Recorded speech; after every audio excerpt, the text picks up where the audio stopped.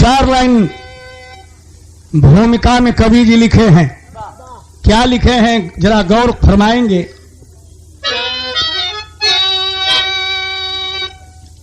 कि जालिम सितम से भरा दिल जो गम से, तो शबनम के आंसू निकलने लगेंगे। देखा जो मंजर तो डोला है अंबर, समंदर भी आहों से जलने लगेंगे। दिल लगी ना कहो, गर्म सांसों से पर्वत पिघलने लगेंगे। पागल दीवाना है दिल का है मुश्किल, जो छेड़ो तो अरमां मचलने लगेंगे।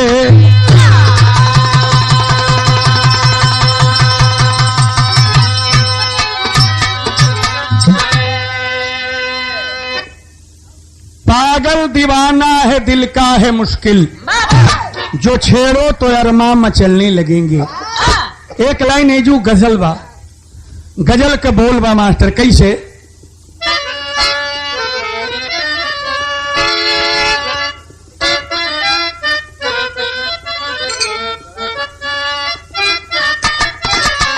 यहाँ है गजल का लाइन बा कि सितम भी करना,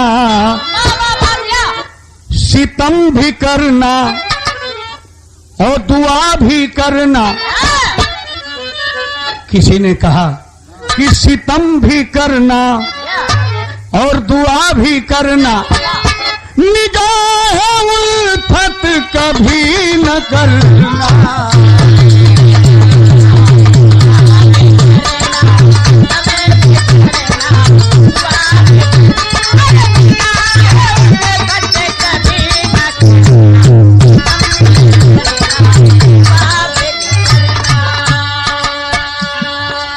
लेकिन कवि जी लिखले हुआ हमारी लायक आया, आपो लोगन की लायक की बात बा। का लिखल ये धरती पर बहुत लोग बा, हित नात दोस्त साथी, लेकिन बहुत अच्छी बात लिखे। हजारों लाखों में कोई होता,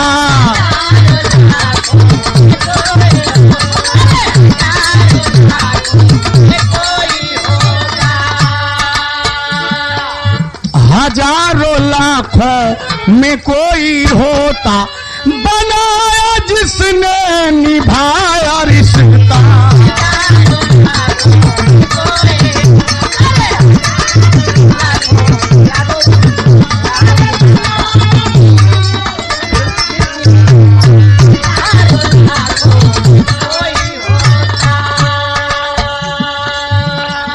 कवि जी लिखला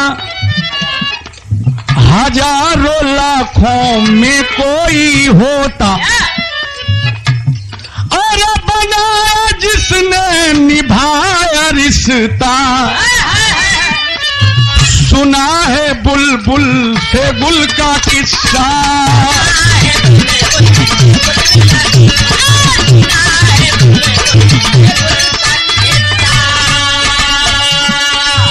सुना है बुलबुल से गुल का किस्सा, उजाला गुलशन को एक फरिश्ता।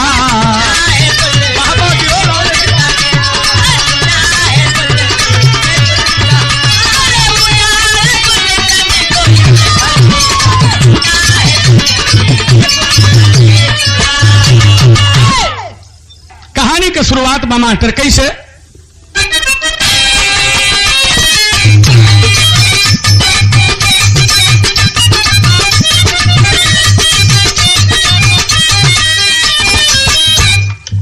मांगकर भीख,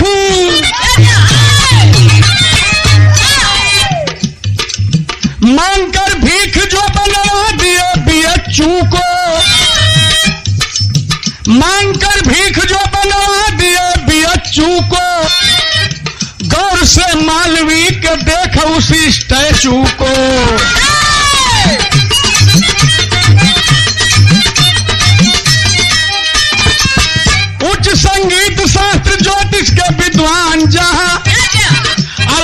पहचान वाला शोध संस्थान।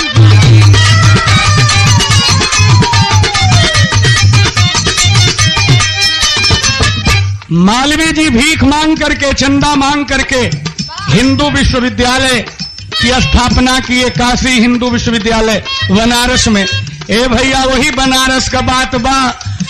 वंदना शर्मा, वंदना शर्मा जो पटना से पढ़ने आई है, वंदना शर्मा जो पटना से पढ़ने आई है, गोरखपुर के राहुल सिंह से दिल लगाई है।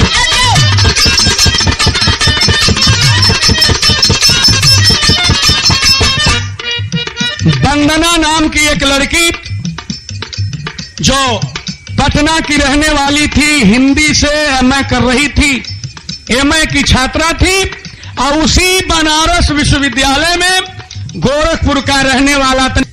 कहानी का शुरुआत बा बनारस बीएचयू में पटना की रहने वाली वंदना नाम की एक लड़की, वंदना शर्मा एमए की छात्रा थी, और उसी में गोरखपुर का रहने वाला राहुल सिंह भी एमए का छात्र था। एक दिन परिचर्चा हुई, किस पर? कबीर और गोरख पर। कबीर गोरख की चर्चा का जो चहेता है, बना है राहुल सिंह पर चर्चा कहां बीजे।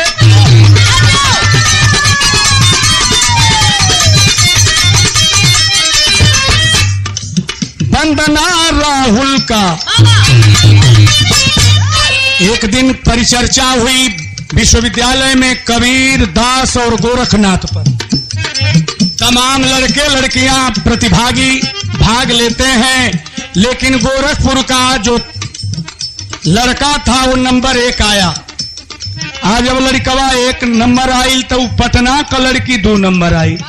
तमाम लड़का लड़की बोललाओं में तो एगो बात बतावत है कि कौनो पहलवान होखे, गायक होखे, कलाकार होखे, चाहे नीक पढ़े वाला, चाहे कोनो नीक मेहरारूए होखे। अच्छा तो नीक पहलवान वाला तू केहू के भले न ताका, जौने रास्ता से जाता तो के सगरी लोग देखता। कलाकार वाला तो तू भले न केहू के चिन्ह, तो के सब लोग चिन्हता। नीक पढ़े वाला वाला तो तू भले न केहू के जाना कि पढ़े लिखले हुआ कि ना, लेकिन तोहके लोग जाना था कि पढ़ले में बड़ा ठीक हुआ। आ कौनो सुंदर मेहरारू भी हो जाले। सुंदरता ऐसा चीज है। आए है कौनो बाजार से जाई तो अखिया ऐसा है भैया न, ये देखा ही खातिर तो बनल है। वंदना राहुल का, वंदना राहुल का प्यार जब परवान चढ़ा, रुका है गर्भ तभी हो गया तूफान खड़ा।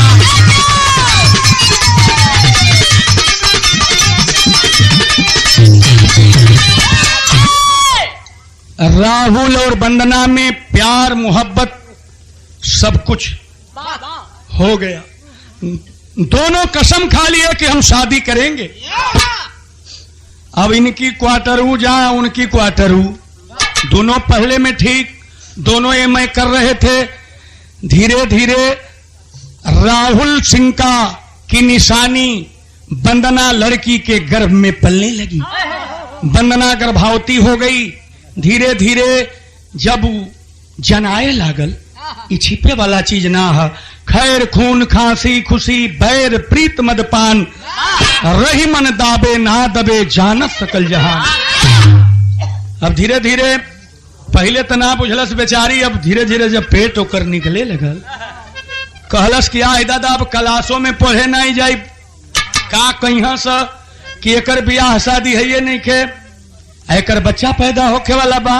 तो एक दिन राहुल से कहलस कि सुना हो, हमसे कहले हुआ न शादी करे की, तो एक काम करा, यहाँ तरजबा भोजपुरी का कोनो मेहरारू कहले रहल भैया, कोनो मेहरारू ये कहले रहल मास्टर, उन्हीं से चिट्ठी आयल कि का हाल चाल बा प्यारी। तो मेहरारू चिट्ठी लिख के भेजले रहल अपनी मर्दे के कि कैसे मोजियत बानी,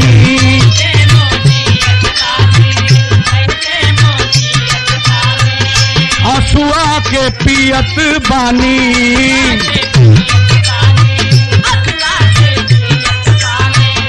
कैसे मोजियत बानी असुआ के पियत बानी, मनवा मनाई के और चली गई बहरे हमके जियत मुआई के।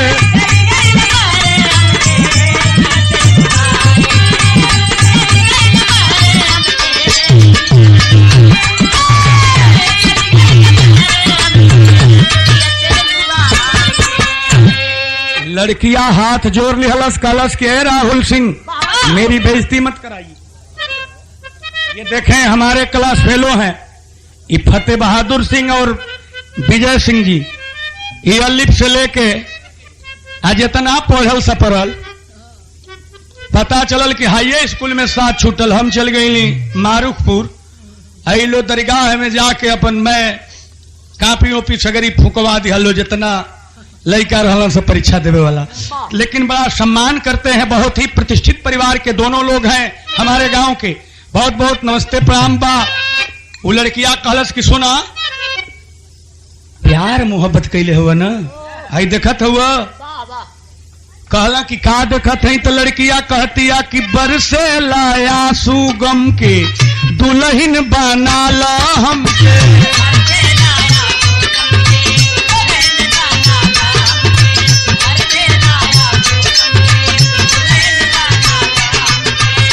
बरसे लाया सुगम के दुल्हन बना ला हमके, मनवा मनाई के और लेके चल घर हमके सेनुरा पहनाई के।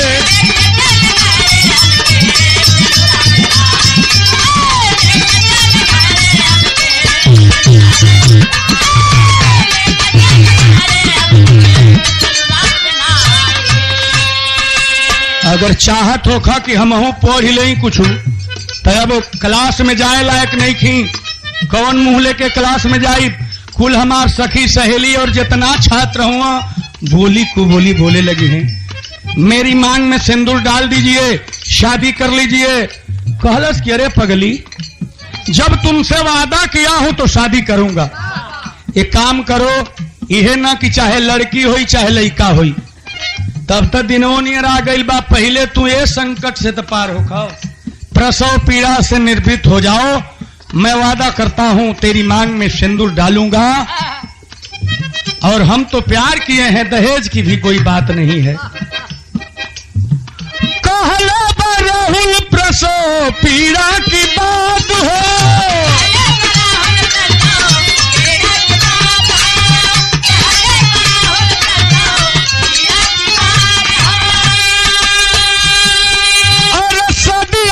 चाइब करब तोहा की आबाद हो।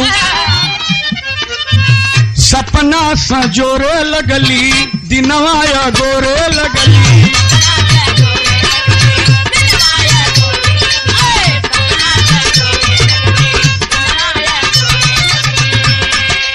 बड़ी खुश हो गई वो लड़की की चला पहले हम निर्भीत हो जाई, संतान होई एक बादे हमसे शादी करिए, हमारे प्रेमी हुआ। तो सपना सा जोरे लगली दिनवा गोरे लगली, पीरावा छिपाई के और भागी गए राहुल झूठे असरा धराई के।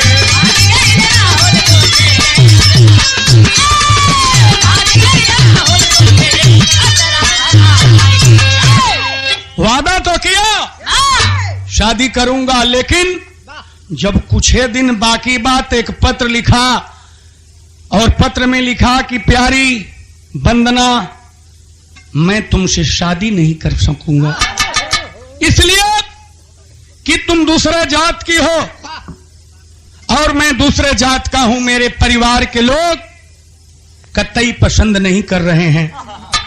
मजबूरी में मैं पढ़ाई छोड़ करके और यह बनारस छोड़ करके हमेशा के लिए जा रहा हूं। चिट्ठिया लिख के गई लो करी क्वार्टर केवाड़ी की पल्ला के नीचे तनकी भर फाफर रहल वही पड़े डाल दिहलस। तो खुश रहल। आई दादा दुए दिन का अब समय रह गई बा, प्रसव पीड़ा से परेशान बा बेचारी, चिट्ठी पढ़तिया रोवतिया। ई का कैल राहुल, और राहुल चल दिया वहां से।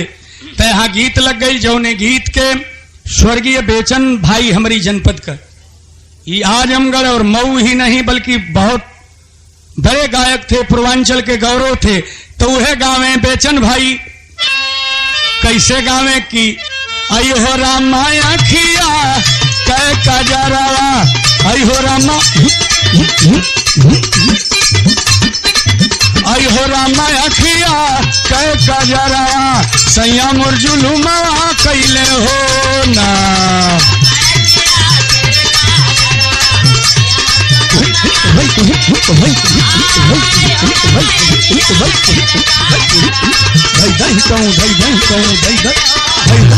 अब ना मिली किरासन तेल, अब ना मिली किरासन तेल, अब ना मिली किरासन।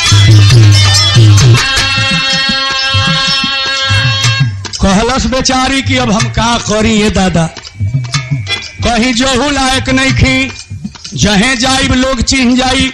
तो एगो लड़की रहल, वो बिहार का रहल, ओकर नाव रहल निर्मला, वो भी एमए की छात्रा थी। गई अपनी सहेली की लगे वंदना, आ कहलस की ए सखी का कहत बा जाके, झर झर रोवली ढारेली निरावा, झर झर रोवली ढारेली निरावा, हमके महुरवा दे दहो ना।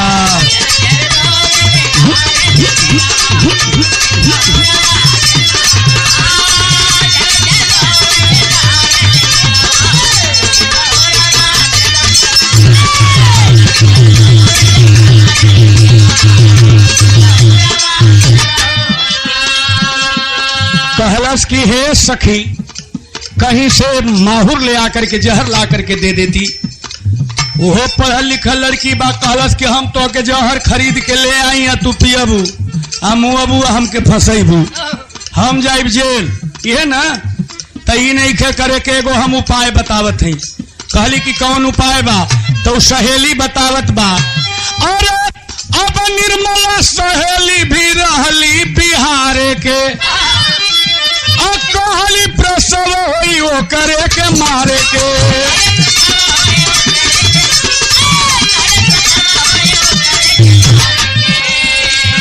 तवले आइल प्रसव पहरावा, तवले आइल प्रसव पहरावा, कहीं से महुरवा दे दहो।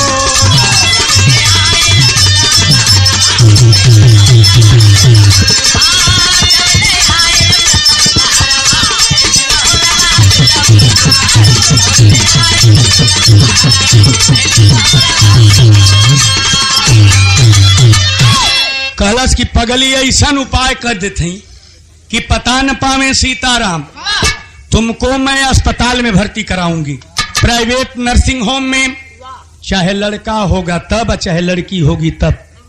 हम लोग अस्पताल से छुट्टी लेंगे और ले आकर उसको मार करके कहीं नाली नवदान में फेंक देंगे, कोई जान भी नहीं पाएगा, आबरू बच जाएगी। लेके गई नर्सिंग होम में भर्ती करवलस, तमाम इंजेक्शन पर इंजेक्शन लगत बा। डॉक्टर कहा इस लड़की का गार्जियन कौन है? कहलस की मंगिया में सिंदूर झूठे लगा ले। जब अस्पताल में भर्ती करवलस तो थोड़े देर में दाई आके बतौलस की बेटा भइल बा। अच्छा वंदना तो कमरा में बा, सहेली बैठल बा जो हती है कि हे भगवान जल्दी कुछ हो जा। वो दाई बड़ी खुश बा, बेटा भइल बा, सोचलस कि बेटा बताई तो कुछ मिली। नेक जोग आई बेटा का नाम सुनलस मुंह गिर गई। रात बीत गई, सवेर भइल, फिर सांझ भइल, 8 बजे लगल, धीरे धीरे 9 बज गई रात का। सहेली गई डॉक्टर साहब के पास और कहलस कि डॉक्टर साहब डिस्चार्ज करिए, हम लोग शहर की रहने वाली हैं, कोई बात होगी तो फिर आके चेकअप करा लेंगी। अच्छा अब डिस्चार्ज करौला में धीरे धीरे बज गई, पैसा रुपया देत 10:30 बजे रात। और 1 घंटा लेट कैली से जब 11:30 बजल तो रिक्शा एगो बोला के आ वही पर दोनों बैठ गई। सहेली अपनी गोद में लइका के ले बा, लेके जब बढ़ली है आगे 80 के सामने आई, दोनों धीरे धीरे घड़ी बजा रही है, रात का 11:15। रिक्शा से उतर गई दोनों, रिक्शा वाले कितना पैसा, वो रिक्शा वाला कहलस कि 10 रुपया तो के 20 रुपया का नोट निकाल के दिया कि जाओ रात में तुम लोग मेहनत करते हो जाओ। अच्छा रिक्शा वाला चल गई। अब सहेली अपने बैग को खोलती है और चाकू निकालती है, गला रेतना चाहती है लड़के का। गला काट करके सोचलस कि अगर जियते इन नलवा में फेंक दे, हो सकेला ही जियत रह जाए, पोल खुल जाई। बहुत ऐसा घटना हो भी गई। चाकू निकालत या कि एके रेतल जा। तब जब चाकू निकालत बा, वंदना कहती है कि सखी जरा एक बार मेरे बेटे को दे तो दो, मेरे लाल को मेरी गोद में दो, जरा देख तो लूं आंख खोल करके, इस अभागा लाल को एक बार देख तो लूं। अपनी गोदी में लिहले बा। आज जब लिहले बा हो, इतना सुंदर लड़का बा, लगल पुचकारे, लगल दुलारे। आज जब दुलारे लगल तो यहाँ एक ठे तरज लग गई। कौन गीत बा मास्टर?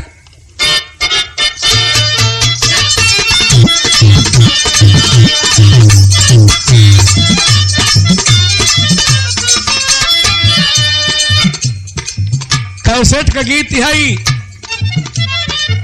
पटना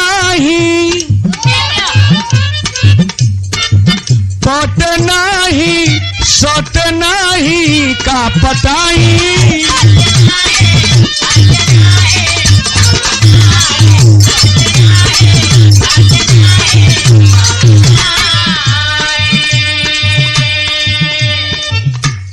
हाई तनी सुना कवि जी लिखले हुआ। चाकू निकलने बा लेकिन मतारी कहलस कि तनी हमारी लाल के हमरी गोदिया में दे द बबुआ की जन्मा की के मुआई।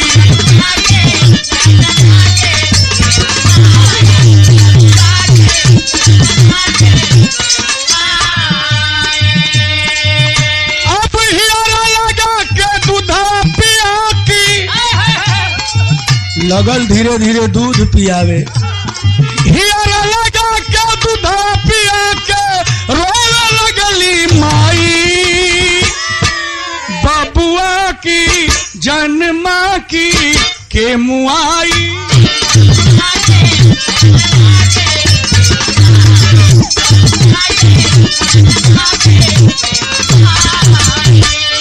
सखी मेरे बेटे को गला रेत करके मत मारो, कोई दूसरी उपाय कर दो। सहेली डांट रही है, खबरदार जीवन भर पछताएगी तू। कहलस चाहे जवन कुछ भी होई, लेकिन बचवा के मारा मत, कोनो दूसर उपाय लगा दा। सवेर भइल, धीरे धीरे दोनों नया कपड़ा पहिर ली और कैली का उपाय लगावत है कि विश्वनाथ मंदिर की द्वारी,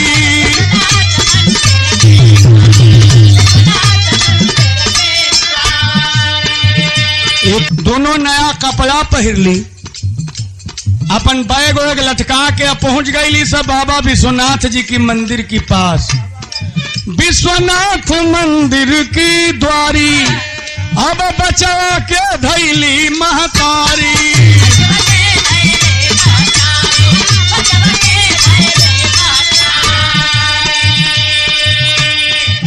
एक और से जे तरह ए दशरथगंज बाजार में चाय पकौड़ी हेन तेन का दुकान बा, वही तरह वहां प्रसाद बेचे वाला नरियल, चुनरी, लचिदाना, रक्षा सूत्र, रोरी, तमाम बेचने वालों की दुकान थी। एगो दुकान में गईली से कहली से कि चचा तनी प्रसाद दे दा। वो कहलस कि 25 वाला दें कि 30 वाला दें कि 40 वाला। मनो हाईएस्ट होकर 40 रुपया का बंडल रहे। कहली से कि जो रुपया का मन करे तो रुपया के दे दो। वो बड़ा खुश भई, बड़ा ठीक हमारे ग्राहक मिलल है सर। खैर प्रसाद दिहल, 100 रुपया का नोट निकाल के दिहली से, बक्सा खोल के दिहल चाहता। कहली से घबरा मत, पैसा रुपया का बात नहीं के।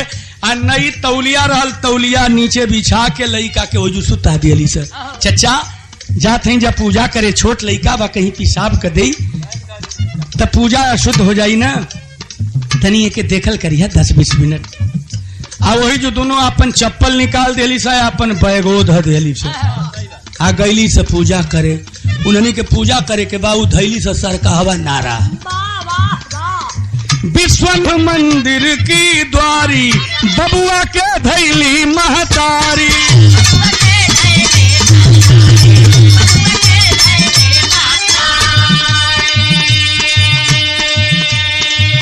दिल का टुकड़ा आए है पूत कपूत हो जाला हो लेकिन माता को माता ना होली बेचारी छोड़ तो दिले बा।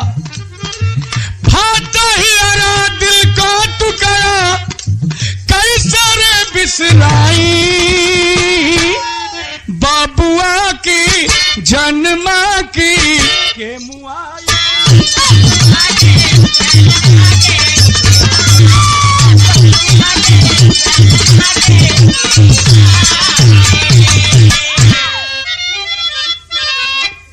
3 घंटा बीत गई।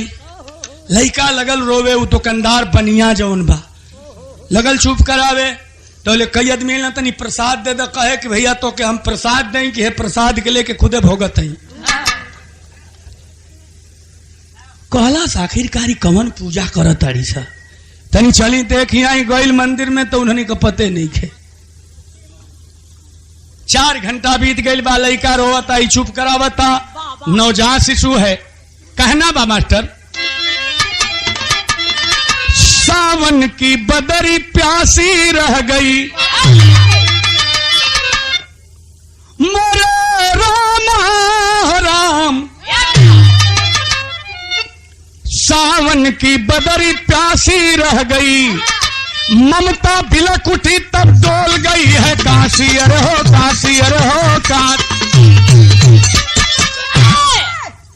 और हुआ तब बनिया सोचा रूह गया है उसका काम। ऐसी माँ वो कौन या भागिन जिसने किया घिनौना पाप। मनोज यादव सीआरपी का मनोज यादव सीआरपी का आया फौजी सुना बिलाप गोद लिया बच्चे को उस दिन पालूंगा मैं बनकर बाप।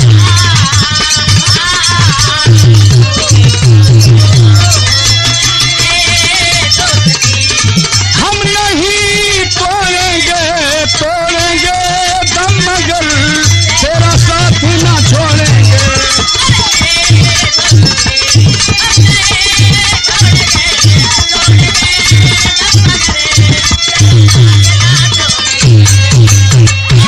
सोचा था कि लेके चलें कोतवाली में।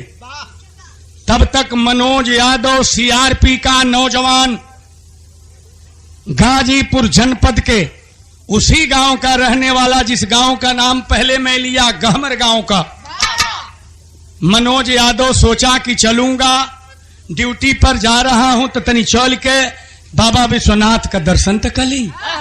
गाड़ी शाम का बा वो गईल कहलस कि तनी प्रसाद दे दे भैया। कहलस करे भैया आप तो साहब बुझाता नहीं हाकिम हुकुम। कहलस की बात क्या है मैं पुलिस का आदमी हूँ। कहलस की आई देखा ना यही जो झोला बा यही जो चप्पल बा तौलिया बा पैसा वो अपन हमके दले ऐसा 40 रुपया की बदले 100 रुपया। कहलस अच्छा तनी झोला द। जब झोला खोल के दिखाता मनोज यादव सीआरपी का जवान तो में रद्दी कागज धइल बा। कहलस की सुनो छोड़ो अब वो लौटने वाली नहीं है सब। ये लड़का जो है निश्चित रूप से नाजायज संतान है। इसकी मां ने समाज के डर के नाते तेरे पास छोड़ दिया। अब तुम थाने में क्या जाओगे मैं आई गया हूं।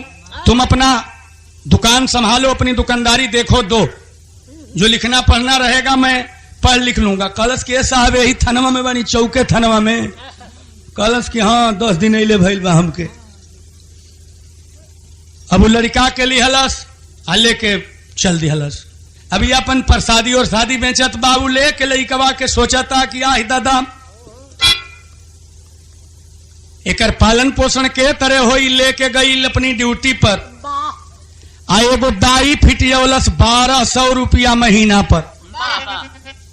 कहलस कि दूध हमार, बिस्कुट हमार, तेल हमार, साबुन हमार, तुमको सेवा करना है। अब बख्शीश भी दूंगा लेकिन लड़के का पालन पोषण करो। अब मनवा में सोचा था कि हमरो शादी नहीं के भइल, मान लो हमहू बियाह है अपन कॉलेज, हम रहब ड्यूटी पर, छुट्टी मिलबे नहीं करी, हमरो मेहरारू ऐसन गलती कर सकेले। सोच रहा है, बढ़िया इंसान था वो। कहता कि अब शादी हम जिंदगी में नहीं करब, शादी मैं करूंगा ही नहीं। लड़का के लिए आके गइल बा, ये जो एक लाइन तरज बा, कौन तर्ज बा मास्टर?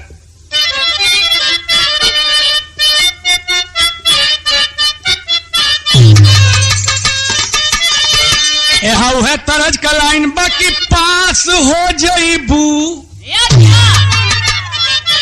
अरे पास हो जईबू हो बबुनी कवनो इम्तहान में।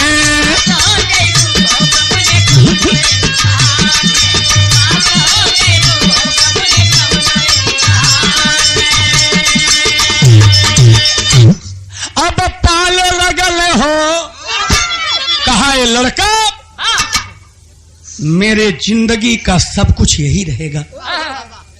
पाले लगल हो बाबू दीपक कुमार के,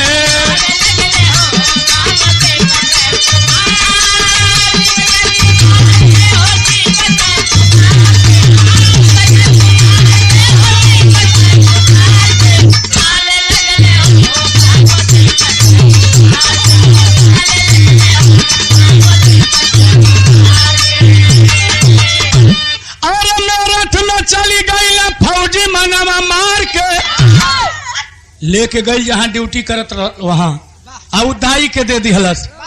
धीरे धीरे लइकवा बढ़े लगल, त इंग्लिश मीडियम में लगल पढ़ावे।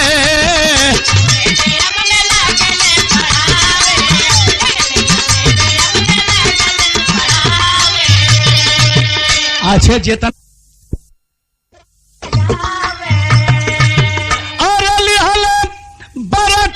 जीवन कुआर के, धीरे धीरे लइकवा बढ़े लगल, बड़ा तेज बढ़े।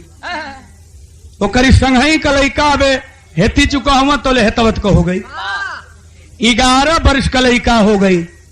11 वर्ष का हो गई तो लइकन में कुलनी का नायक बन गई। देखाऊ फौजी का लइका हो, लइकन के लिए आजा क्रिकेट खेले, गेना खेले, अब पढ़बो करे, पढ़लहू में ठीक रहे। एक दिन लड़का का मूड मिजाज न, एक दिन एगो गलती हो गई। का गलती भइल? रहिया में तोहरी दिहल फूल दूगो बाजवा,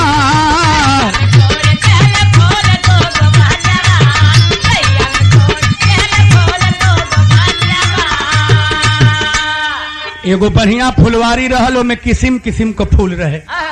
5-6 गो लइकन की संगे गइल, आ जाके लगल फूल तुरे। अच्छा, जब एकर देखा देखी लइका कुल देखला कि फूल तुरता तो पूरा बंदरिये सेना बा, कुली झुकुआ के लगला से फूल पतई कुल तुरे। तरहिया में तोड़ी दिहल फूल दूगो बाचवा, तौले रखवाला देखलस के रे बड़ा चंठ लइका बनस, तमरल बा माहली तवल खींच के तमाचवा।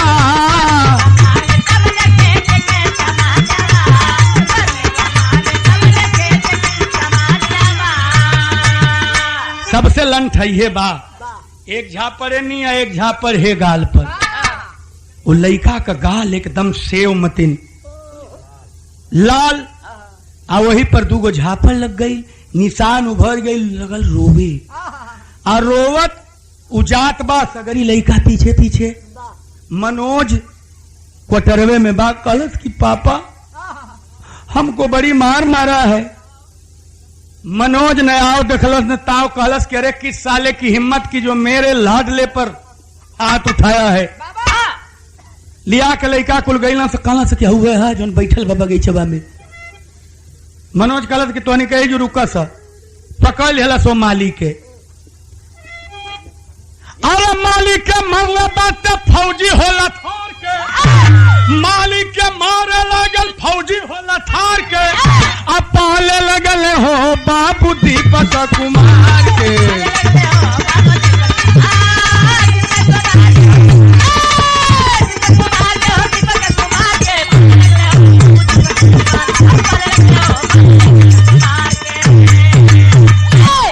मालिक के बलौलस कलश की सुनो, ये परम आदरणीय श्री साहब के लगल मारे उठा के पटक दिहलस ओकर एगो टंगरी टूट गई। आज जब टंगरी टूट गई लगल बाप बाप चिल्लाए मालिक, तब छोड़ क्या चलल कल साले आज के बाद अगर आंख दिखला दिए मेरे लड़के पर जान से खत्म कर दूंगा। अच्छा अब टंगरी तो टूट गई बा मालिक का, लेकिन मामला गड़बड़ा गई। का मामला गड़बड़ा गई जरा देखें। ए बाबू एसपी एडिशनल रणधीर सका से ना रहले, आऊ नहीं कमाली रहल, आऊ नहीं का फूलावरिया।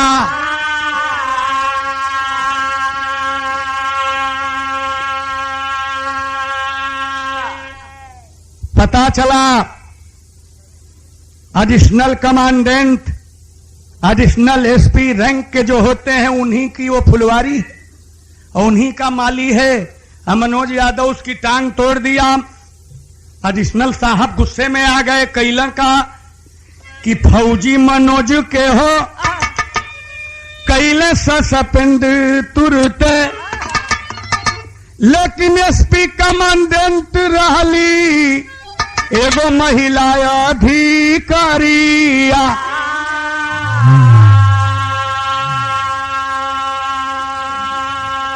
सस्पेंड हो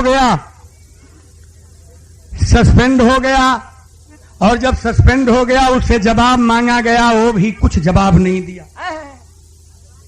जवाब जब नहीं दिया तो महिला कमांडेंट थी एसपी रैंक की, पत्र भेजी कि अय मनोज यादव तुमको सस्पेंड किया गया और तूने जवाब नहीं दिया, तो सस्पेंड के बाद अब सीधे तुम्हें बर्खास्त किया जाएगा, नहीं तो मेरे कार्यालय में आकर के पूरी जानकारी दो। ए बाबू कहलस कि अब का करी, वो लड़का के लिए आली अलग संग है, दीपक मनोज दोनों संग ही में पेशा भइले, कैले बा दीपक एसपी साहब से गोहारिया।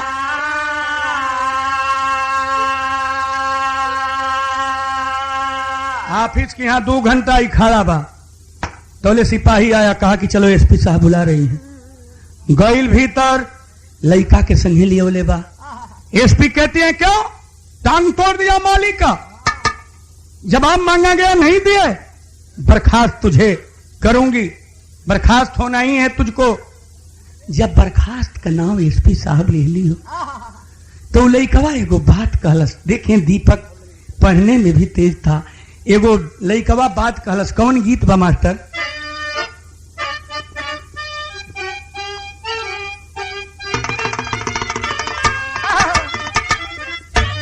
आय हाय के माई बहन भी गावेली हो, हमारी घर का आपकी घर का माता बहन भी गावेली कि हमनी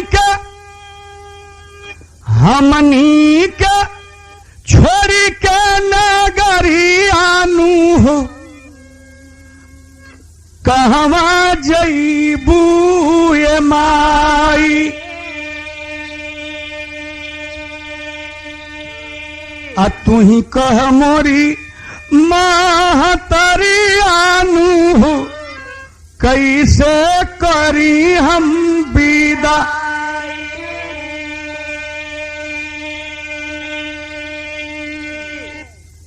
मनोज कहा कि एसपी साहब आप मुझे बर्खास्त कर देंगी तो गम नहीं है, मैं तो किसी तरह से जी लूंगा, लेकिन दुख है कि एक मेरा बेटा है, ये मेरा बेटा कैसे पढ़ेगा लिखेगा, इसके भाग्य पर मुझे कष्ट हो रहा है।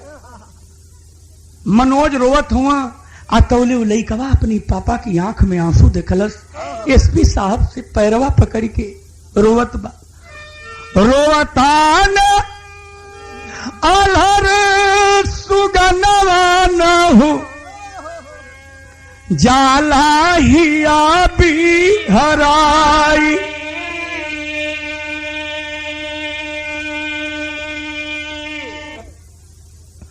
पैरवा पकड़ी के रोवत बा, रोवतान आलर सुगनवान जाला हिया भी आ छोड़बे न तोहरो चरणवान हो भीख दैदा माई।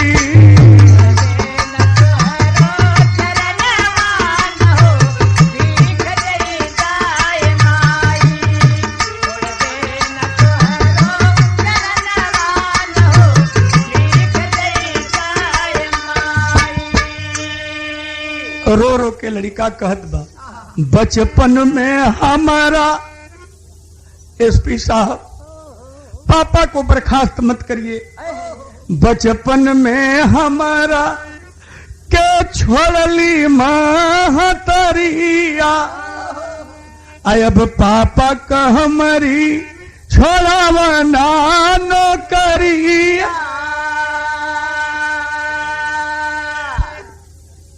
हमारी पर कई दे हसनवा न हो अभीख दई दाए माँ। लड़के की बात जब कप्तान महिला सुनती है, बोल पड़ी कि अरे सिपाही, तेरी तो शादी नहीं हुई है और मामला यहां तक पहुंच गया है, लड़का है किसका? एक 420 का मुकदमा तेरे ऊपर और बनेगा, तुमको जेल जाना पड़ेगा। कहली ने कहा,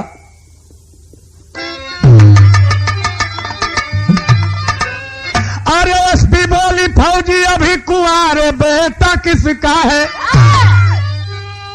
फौजी बोली, अरे एसपी बोली फौजी अभी कुंवारे बेटा किसका है? आ मोह लिया है मन को आज हमारे बेटा किसका है?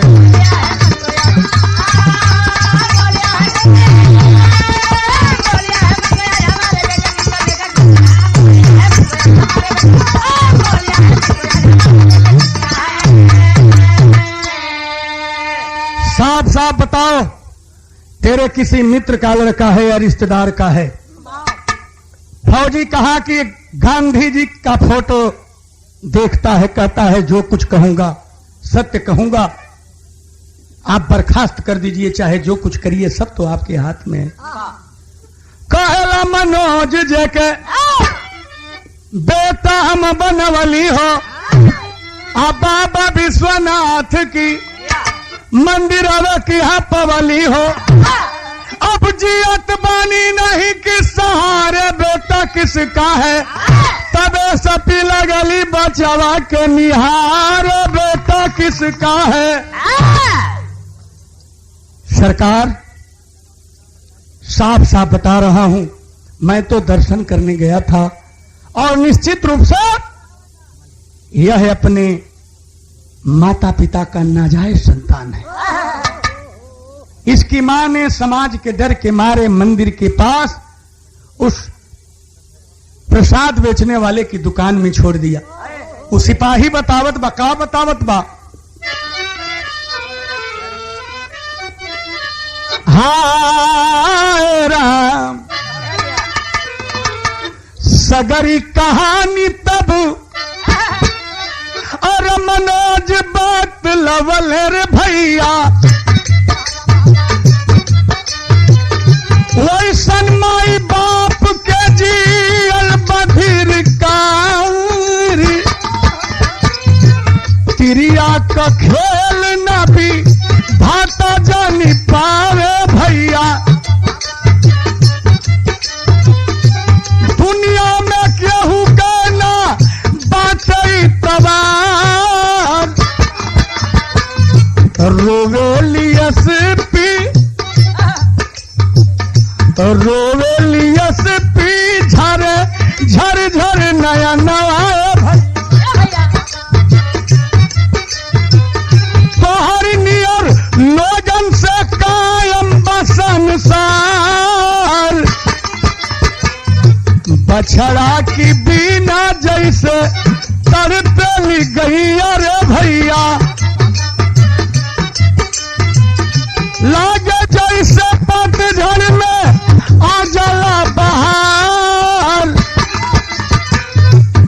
कैसे आज एसपी झरझर असुआ बहावे रे भैया।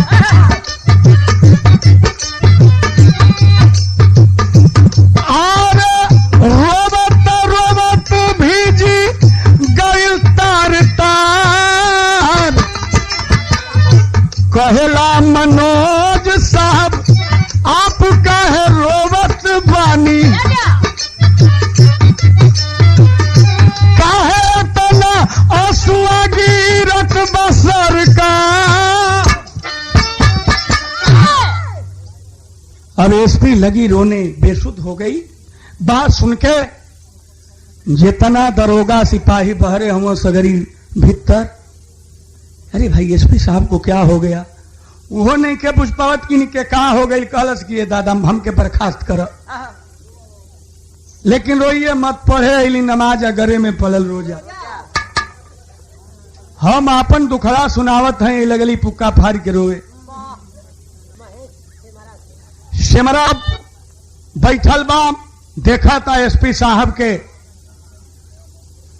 और कहता कि ये साहब सुनी, अरे हम तो आपसे मांगे आई लली हैं कि हमके बर्खास्त मत करी, दया कभी दे दें। अच्छा आप रोता नहीं तो खैर, वो फौजी भी रो रहा था, वो लड़का भी रो रहा था, और जितने लोग थे उस कैंपस में, उस ऑफिस में, सभी लोग रो रहे हैं। कलश काहे इतना रोता नहीं? तो एक बात पूछले बा, एसपी बतावे लगली। का बतौली?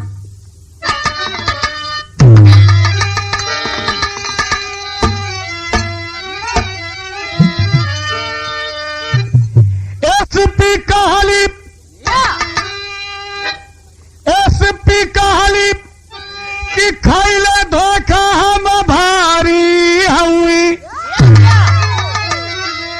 बता रही है एसपी। एसपी कहली खैले धोखा हम भारी हुई। हम ही दीपक भागिन महतारी हुई।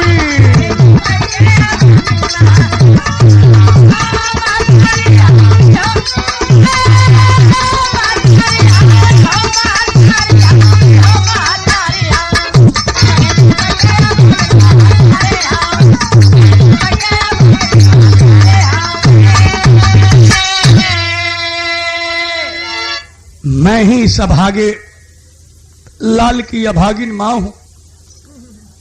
लगली बतावे, रोई रोई सगरी बताई दिहली बतिया, और अपनी हो लाल के लगाई हली छतिया।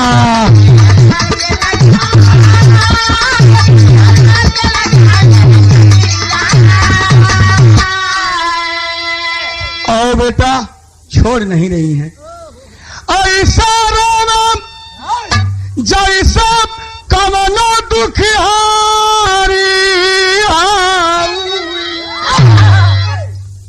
बता रही हैं एसपी साहब। मनोज, मैं क्या बताऊं, मैं छात्रा थी एमए की, और गोरखपुर का राहुल सिंह मुझसे प्यार किया था। वादा किया कि शादी करूंगा, शादी नहीं किया। समाज के डर के मारे इसे मैंने ही उस मंदिर के पास उस दुकानदार के यहां दुकान में सुला दिया। कहा हुजूर, मैंने जिंदगी में कभी शादी नहीं करूंगा, ये व्रत लिया है, आपसे बताया ना। एसपी साहब कहली कि सुनो मनोज, मैं भी उस समय व्रत ले ली कि शादी नहीं करूंगी जिंदगी में। बाद में जब आईपीएस का दर्जा पाई तो आज इस बेटे को पा रही हूं। हाथ जोड़ के एसपी कहती हैं कि सिपाही मनोज, एक काम करो, अब तुम्हें कोई बर्खास्त नहीं करेगा, बल्कि तेरा प्रमोशन होगा। बर्खास्त नहीं, तेरा प्रमोशन होगा। लेकिन एक काम करो, मैं भी कसम खाई थी कि शादी नहीं करूंगी, और तुम भी कसम खा लिए हो कि शादी नहीं करोगे। हाथ जोड़ के निवेदन कर रही हूं कि मैं भी अपना कसम तोड़ दूं, और तुम भी अपना कसम तोड़ दो। तुम मुझसे शादी कर लो, मेरी मांग में सिंदूर डाल दो।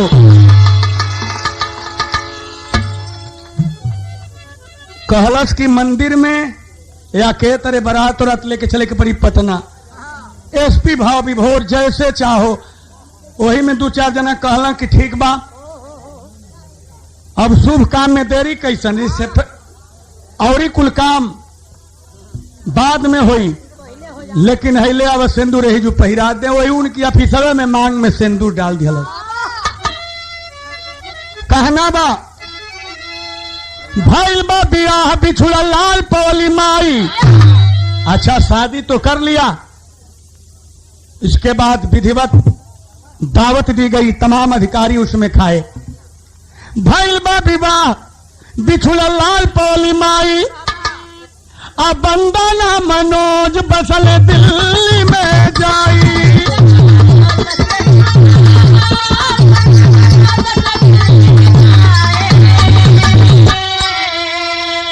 अब नई जिंदगी उजियो तो बेचारी हुई, हम ही दीपक भागिन महतारी हम।